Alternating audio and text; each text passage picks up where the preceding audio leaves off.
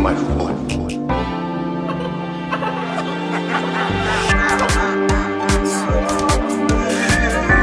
It's always Halloween. No matter what hour your clock strikes, here, it's always Halloween. And I'm always your haunted host, Luce Tomlin-Brenner. It's Always Halloween is a year-round podcast because I think about Halloween all year round. Halloween is the getaway car I jump into when the world feels heavy and bleak. As Shirley Jackson wrote in The Haunting of Hill House, no live organism can continue for long to exist sanely under the conditions of absolute reality. Even larks and katydids are supposed by some to dream. You might argue that Halloween itself is rather bleak. And I agree, but it's all in fun. It's playfully bleak. Not bleak in a deep systematic injustice that dates back for centuries kind of way. Or is it? The neat thing about history is once you dive into it, you realize the darkness of your current moment actually started thousands of years ago. And Halloween is not free from this harrowing truth. I love all the modern trappings of American Halloween. Carving jack-o'-lanterns, planning elaborate costumes, telling ghost stories, decorating, going to parties and haunted houses, horror movie marathons, stuffing my face with treats, and, of course, enduring a few good-natured tricks. Werewolf bar mitzvah, spooky, scary, once we coming May. But why do we do all of this? How did it start, and when? Is it rooted in Satanism, the occult, pagans, Irish folklore? Growing up, I was a but why kid. When confronted with any task, I wanted the reasoning behind it all before I would lift a finger. And honestly, I never really grew out of that habit. While questioning authority does have its benefits, it also makes it so that I'm rarely satisfied with pat answers. So last year, fed up with half-baked TV documentaries and puff pieces about my favorite holiday, I started digging a Halloween history hole. And when I came out the other side, I was holding this podcast. So each week, I'm going to do a deep dive into one aspect of Halloween. I'll cover all the basics: costumes, trick-or-treating, pumpkins, candy corn, and ghosts. But we're not going to stop there. There's monsters and witchcraft and demons, black cats, cemeteries, Ouija boards, and blood. Oh my God, there's so much blood. God, please, no! But where do we start? How about in the 7th century?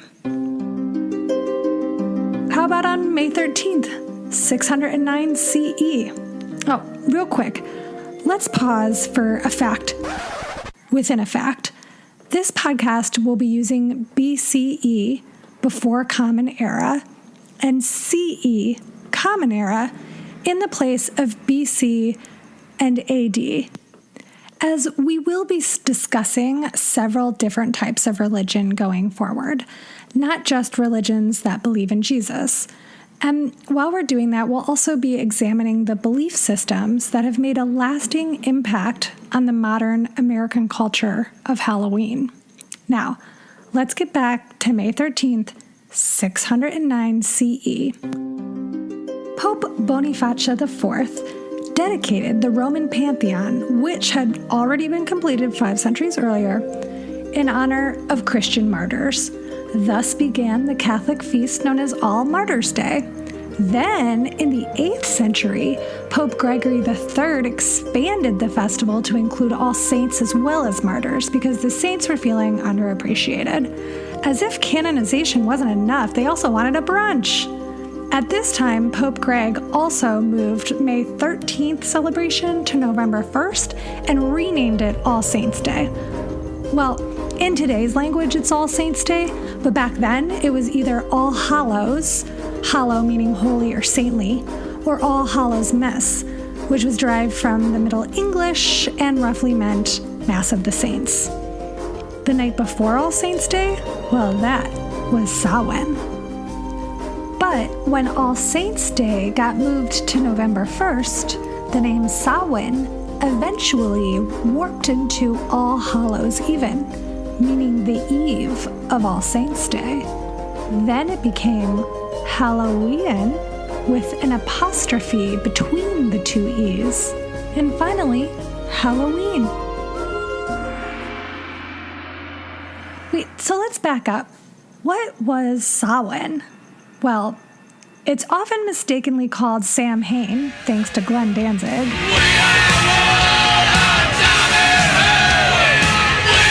But Samhain was a Celtic end of summer festival.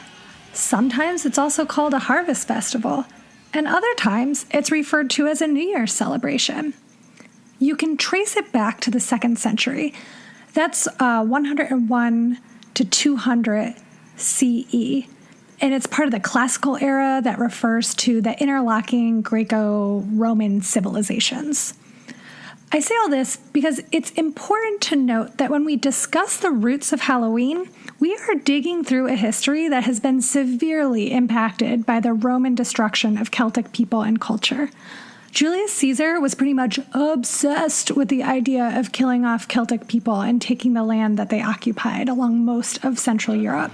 Beware the Ides of March! Our knowledge of Samhain, Celts, and Druids needs to be examined through a lens of, did the person who wrote down this history have a stake in how it would be retained? As we continue to skip down the wooded path of the past, keep this old adage in mind. History is written by the victors, and unfortunately, the Romans were quite victorious in bulldozing the Celts. So, back to Samhain. This end of summer /harvest/New Year festival marked the beginning of a cold, dark, uncertain winter, punctuated with the death of crops, animals, and humans alike. Food would be scarce during the short winter days, and it would cause constant worry and a general fear of the dark. Hey, I'm scared of the dark too. Celts, they're just like us. On the precipice of the scariest time of the year, as if things weren't bad enough, this was when the veil between the world of the living and the world of the dead would be the thinnest. A thin veil means the spirits of the dead could easily walk amongst the living. The good spirits could come back to Earth and reunite with their loved ones and have a feast. Awesome. But unfortunately, the evil spirits came back too. Ugh. These baddies would cause general mayhem and damage crops, so they had to be scared off with big bonfires and costumes consisting of animal heads and skins, which is extremely metal. No wonder Glenn Danzig named his band after this holiday. The word bonfire actually comes from the words bone fire. That's because these sacred ritual fires on Samhain were filled with animal bones. So next time someone invites you camping, just say, "I'll bring the animal bones to burn," and then you don't have to go camping. You're welcome. So when the Samhain celebration was over, the Celts relit their hearth fires at home from the sacred bonfire. This tradition was said to keep the ghosts at bay and would protect them during the coming winter months. Are you totally obsessed with the Celts yet? I really hope so, because next week we're going to dive even deeper into their history and their tussle with the Romans. We'll also get into more Roman celebrations associated with Halloween and pagan festivals as well. Will Christianity wipe out and distort every cultural celebration it comes into contact with? Let's wait and see. So, do you have a Halloween query or memory you want to share? Call into our All Hallows Hotline at 802-532-3323. That's 802-532-DEAD. Or you can write me an email at itsalwayshalloween@gmail.com. If you do, you may be featured on our Small Frights episode, which comes out every Friday. This week, I'd love to hear what you want to learn about Halloween on a future episode. Also, I'm interested in hearing from people with any Celtic backgrounds or anyone who celebrates or incorporates elements of Samhain into their Halloween celebrations and rituals.